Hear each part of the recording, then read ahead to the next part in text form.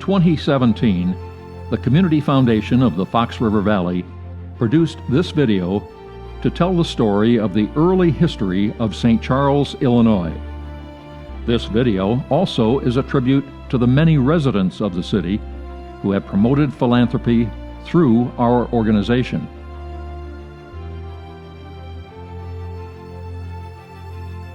Due to its length, the video is divided into 5 sections for the convenience of the viewer.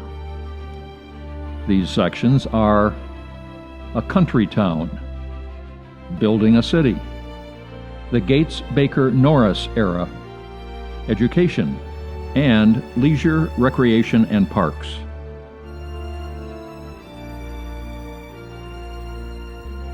And now, the story of St. Charles, Illinois, Part 2, Building a City, 1880 to 1950. In producing this segment of the video, we chose to focus on the years 1880 to 1950, the years when the small village of St. Charles became a small city, retaining its appeal in spite of its progress. St. Charles was relatively self-contained during those years. In 1900, the boundaries of the city extended only a half-mile in each direction from the town center. 50 years later, there was little change. In 1900, the population was 2,675. By 1950, the increase was a modest 4,034. For a total population of only 6,709. Yet, increasing the boundaries and population was of secondary concern to the residents. Maintaining their quality of life was first. The core values that defined St. Charles at its beginning were still defining its culture in 1950. And those were values the community did not want to outgrow. It is our hope that the following captures the essence of St. Charles during those quiet years of charm and innocence. It is our hope that those days will remain forever in our memories. The early years of St. Charles spanned from 1833 to 1880. These were the years when the town was considered a country village. All of this changed with the expansion of transportation. In 1871, when the Chicago and Northwestern Railroad extended its service from Geneva to St. Charles, the building of a city had begun. St. Charles incorporated in 1874. Its first mayor, James K. Lewis, was a physician in the town from 1852 to 1892. And served as both the first and third mayor. Under his guidance, and that of his immediate successors, significant changes began to occur. A stage line that carried mail and passengers between St. Charles and Geneva was introduced in 1885. The first streetcar appeared in 1896. And in 1910, the Chicago, Aurora, and Elgin third rail electric line came to St. Charles. Within 3 years, these cars ran hourly and provided the most direct route to Chicago.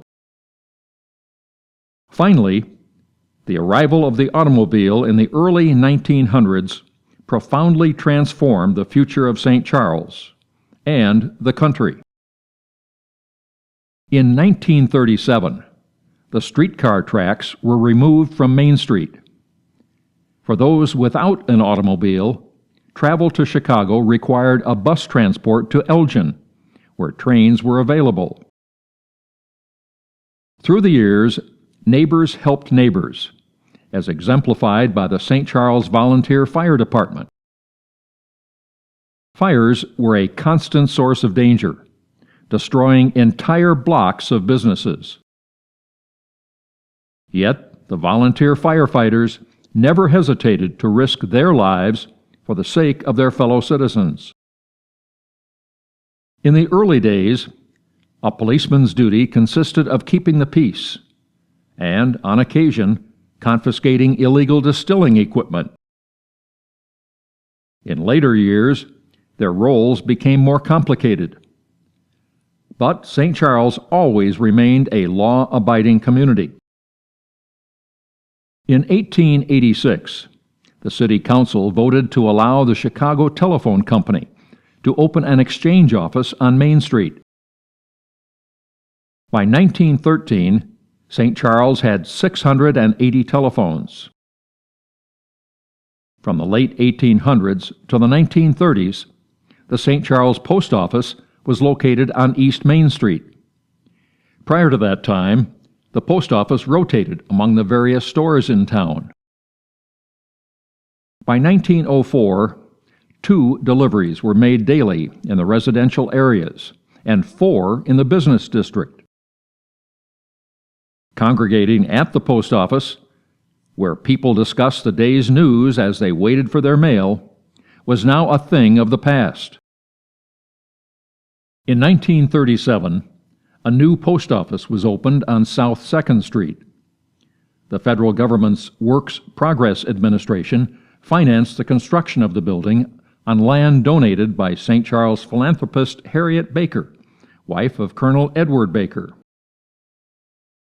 In the 1890s, the city purchased an electrical generator, called a dynamo, to furnish electric power for lighting its streets.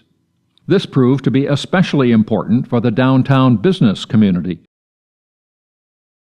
In 1888, Miss Jenny Lewis, daughter of the city's first mayor, established the first library in the former offices of Judge William Berry on East Main Street. For $2 a year, patrons could borrow books. Through the generosity of the Carnegie Foundation, a new library building was opened in 1908 on Fifth Avenue and Main Street, providing free services to its patrons. The total expense for the project was $15,000, with Carnegie gifting $12,500. Through the years, the library expanded many times to meet the needs of the population. In 1911, Edwin M. Hunt, grandson of pioneer Bella T. Hunt, became the mayor of St. Charles and launched reforms that further added to the vitality of the city. Hunt was responsible for creating a new era of progress through careful budgeting, which reduced the city's debt. He constructed crosswalks, paved Main Street, rebuilt the electric light plant, and installed a new sewer system. He also added equipment to the volunteer fire department and enforced the health laws to reduce disease and epidemics. Hunt's mayoral term coincided with World War I. Under his leadership, the city continued to make progress in spite of the worldwide crisis. The War to End All Wars, as it was called, lasted from 1914 to 1918.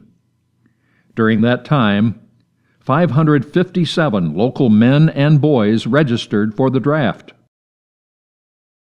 Patriotism ran high, as each soldier's home and many businesses placed service flags in their windows.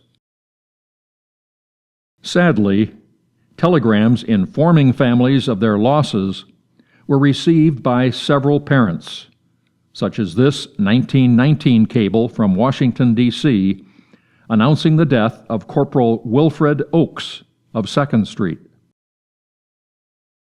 When the war ended in 1918, the residents of St. Charles breathed a sigh of relief and welcomed the return of their soldiers and nurses with a grand parade.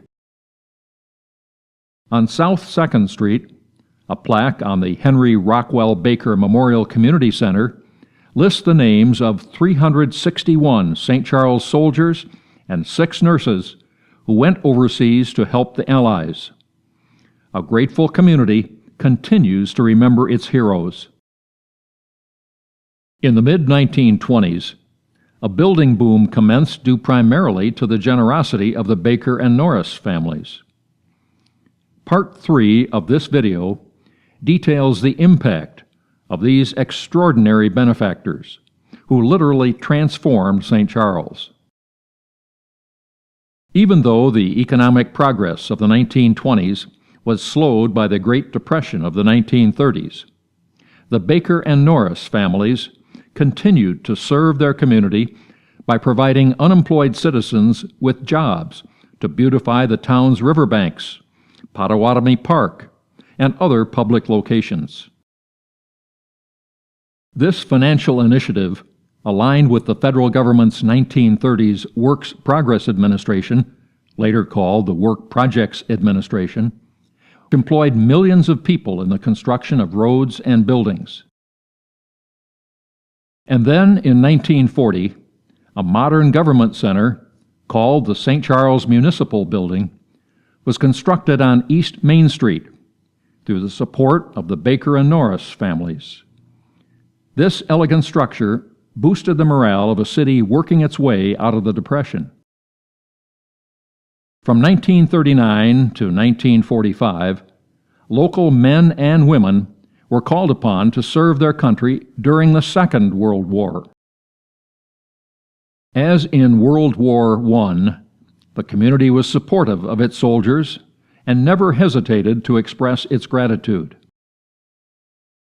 Industry leaders in St. Charles also did their part by converting their businesses to the production of wartime supplies. The efforts of the nation's business community proved essential to the eventual military victory. After the war, life did not return to normal. The community changed.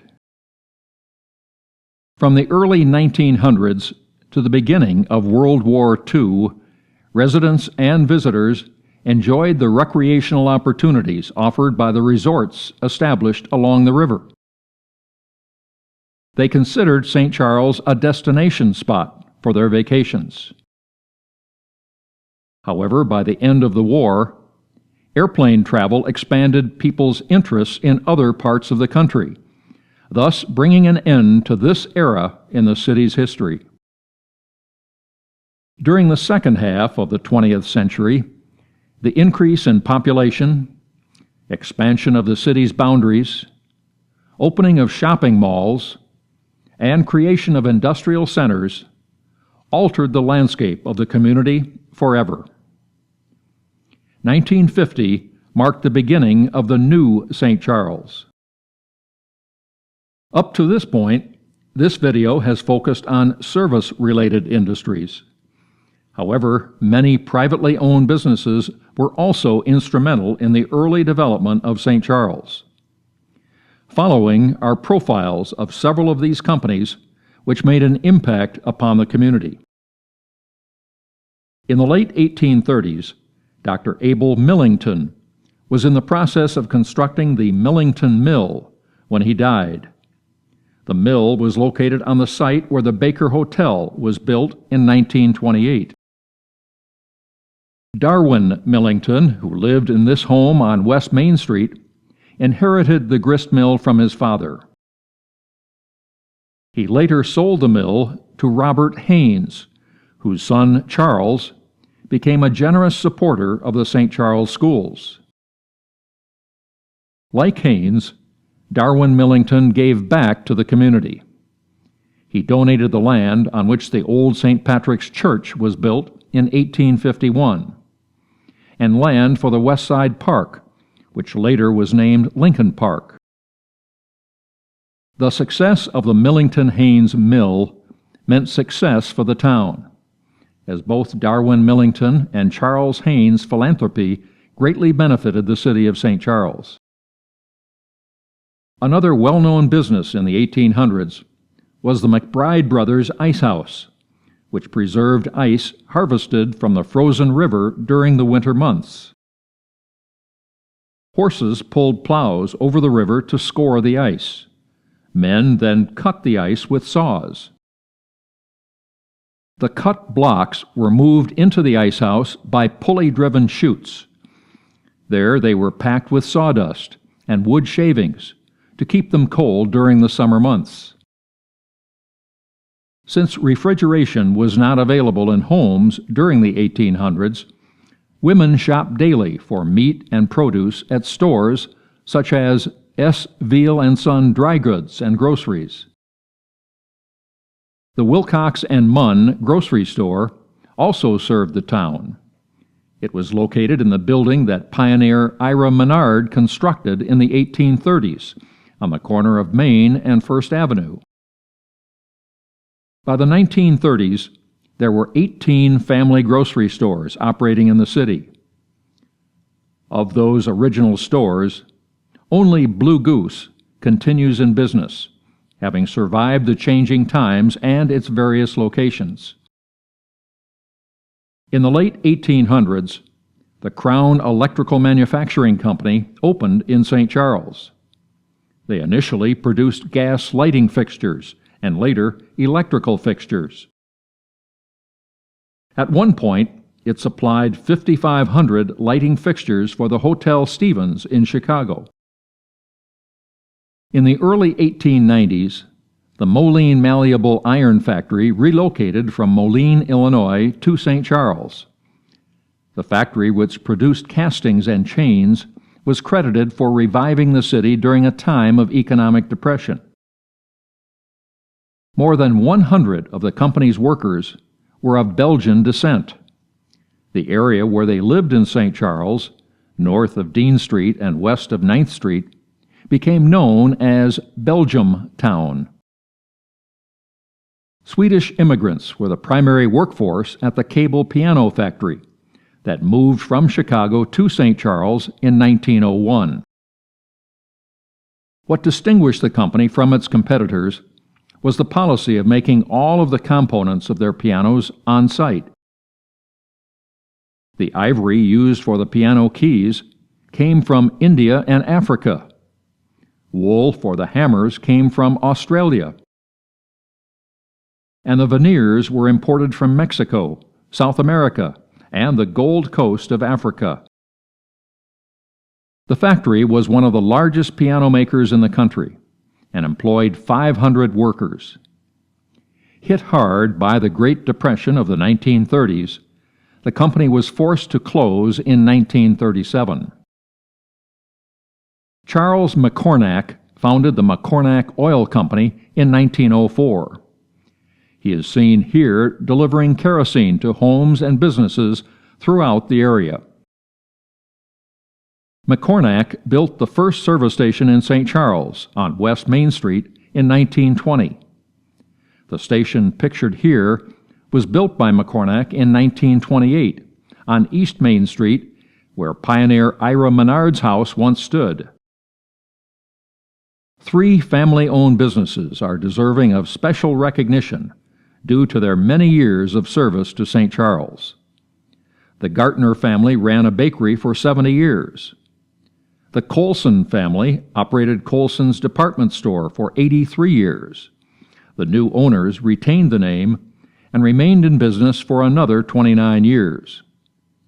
And as of 2017, the Anderson family dairy and later restaurant business has served the public for over 116 years.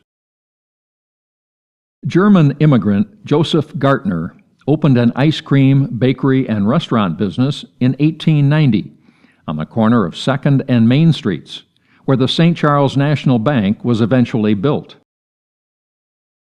The Gartner Bakery was famous for its 5-cent dish of ice cream and 25-cent Sunday chicken dinner. In 1905, Joseph erected a large commercial building across the street on West Main, where he moved his business and continued to offer bakery goods, ice cream, and fountain drinks. His son Carl began working at the bakery in the early 1900s. He then served overseas during World War I. After the war, he returned home to run the family business until 1960.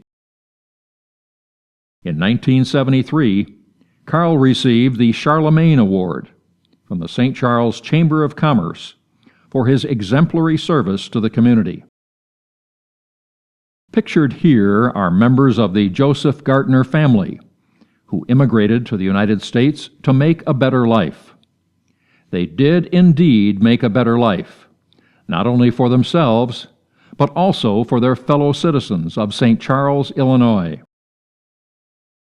Colson's department store was founded by Swedish-born John F. Colson, who clerked and later partnered with Charles Anderson, owner of Anderson's Dry Goods Store on 24 West Main Street.